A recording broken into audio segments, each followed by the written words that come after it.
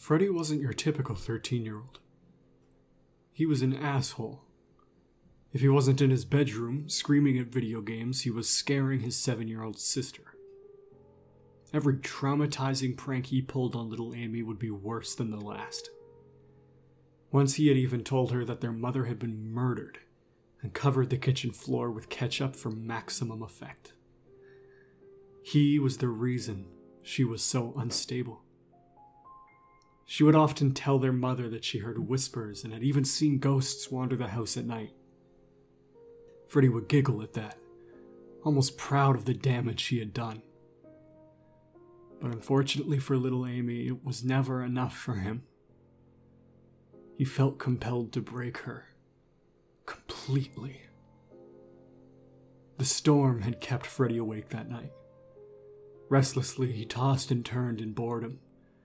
For a while, he tried to count sheep, but even that didn't help.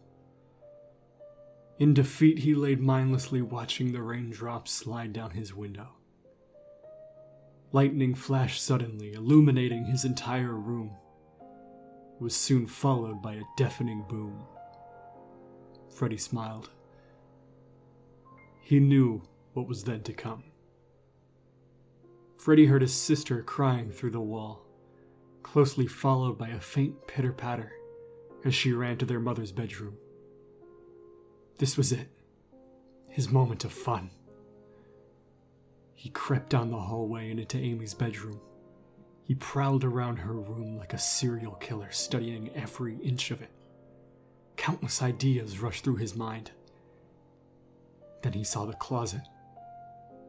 Freddy waited in the dark for what seemed like forever, peering through small gaps between the closet doors.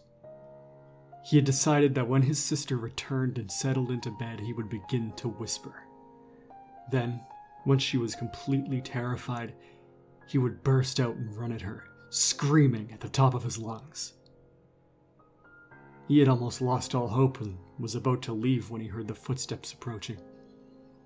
His mother opened the bedroom door and Amy slowly shuffled in.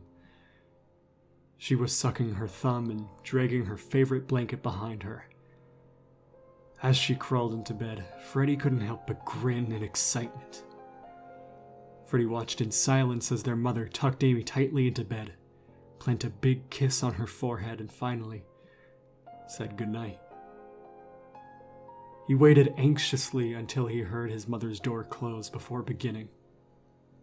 This is it, he thought, shaking in delirium. The moment I break her. Amy, Freddy whispered hauntingly.